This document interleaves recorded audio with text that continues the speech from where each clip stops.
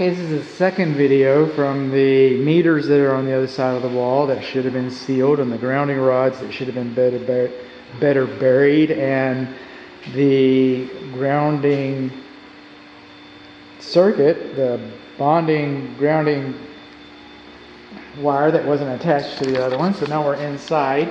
We got two banks. We had two main principals, two 200 amps, and these have got the protective covers on them, which actually weren't required this morning, but they will be required tomorrow, so that's fine.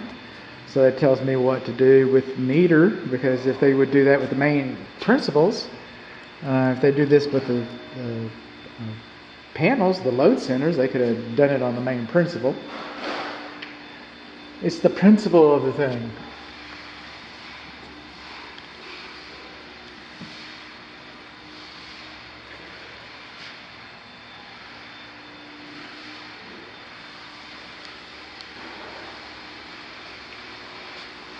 So we've got a major trunk coming in here for some power supply or something.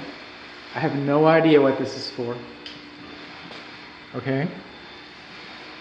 Then we've come through here and we've labeled all of our, this is nice, we've labeled all of our circuits. How about that? We come over here and this one's question marks.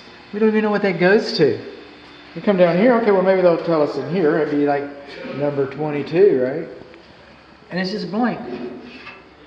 It's just blank. So what else have we got going on here?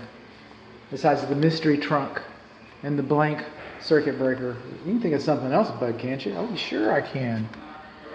Sure I can. One, I want to say kudos that the boxes were installed decently. So they were mounted. But over here I've got 1, 2, 3, 4 air conditionings.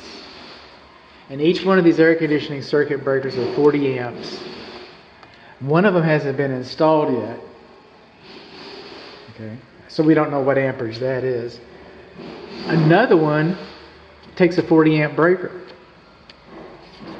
Then another one takes a 30 amp breaker, so that's overfused. And another one takes a 60 amp breaker, so that's underfused. So what does overfused and underfused mean to us? Well, overfused means that this breaker will allow the condensing unit to run in a critical condition for a prolonged amount of time because it was overfused. Okay, it was designed to trip off at a lower temperature than this breaker can reach. So this would allow the condensing unit to run for an extended period of time without tripping.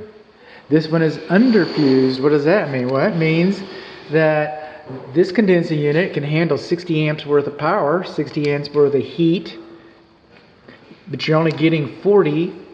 So on a critical day, like a nice hot summer day when the system's running continuously, this breaker has the capacity, or it can trip prematurely. So now you've lost air conditioning on a super hot day when it is actually within spec, is actually within tolerances. It was just a nuisance. It tripped off. If you know enough to come in here and reset it after it cools down, well, there's that. Or it's an unnecessary trip for the air conditioning if you're more turnkey. Air conditioning guys coming out. He says, there's a reason right here, your breaker's too small, it's tripping too prematurely. And we're going to have to change the wires to match the breaker. We're going to have to change the breaker so that it doesn't trip. So, it's going to be a thing. And it's more likely to happen later on than it is early on, by the way. So you got your 1-year warranty, it might not have ever tripped. But it's still too small. Okay, so we got a one breaker that's not labeled. Now, you see these right here? These are AFCI breakers, arc fault protection interrupters. Pretty good breakers. Pretty good breakers. Okay? They're supposed to be everywhere. Not everywhere. Like you're not going to see arc fault on your condensing unit, but they are supposed to be just about everywhere you could imagine. So, especially now that the attic has been turned into a bonus room. A bonus room, that's what I'm going to call it. You know, so we got a bonus room up there. It should be on AFCI. If it's going to be an attic, then it wouldn't, but it's not in an attic. So really, it all needs to be brought up to code. It is not up to code. Is that it, bud? Not quite. Not quite. Because what over here we've got, what's this? Clothes dryer? That's supposed to be GFCI protected. Master bath, that's supposed to be AFCI. AFCI, they're supposed to have GFCI on them. But you're also supposed to be AFCI. AFCI, a question mark is probably an AFCI. Now on these breakers, even the one that's empty, but they've gone in here and they scribbled all over them. If you can read that, that's fine. Alright? But the National Electrical Code, the International Residential Code, and Eaton, the manufacturer thinks that this information should be printed. See the AB 642? That's printing. That's handwriting. Now I didn't wake up this morning and say, how can I piss off the builder? I'm tired of looking at all that handwriting and scribbling and stuff. I think it should be printed. I did not do that. That's not me. That's Eaton. Or the National Residential Code. Or the National Electrical Code. Oh, we don't do that out here. We're kind of out in the sticks. We haven't really caught up. We don't really do our codes like that. No, that's supposed to be done throughout the state of Texas. And then we'll come over here in the back of our box. We're missing a knockout right there.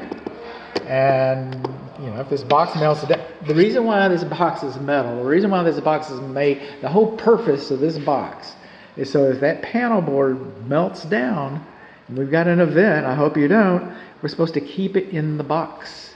We're always going to have little holes like that and like that. You know, we're always going to have little holes like that. But we weren't supposed to have this whole knockout. This used to be filled. We're not supposed to have a big hole like that. What else, bud? I don't know. This trunk that goes to who knows what. This gray trunk. All right, it's too close to the cabinet. If this is ever carrying power, it looks like it's going to carry a lot of it. This is ever carrying power. It's right next to the cabinet. Okay. See these bumpers? These bumpers were installed on every cabinet coming off the assembly line. 24/7, thousands of panels a day with this extra plastic on there. If that wasn't necessary, they probably wouldn't have invested that much money into their product. They probably would have cut it back a little bit, and over the course of the years, the reason why those are there, those bumpers are there, is these are guides. And these guides are supposed to show you how far from the cabinet the connections go. See that? This one's too close, but it's not touching. But this one's touching.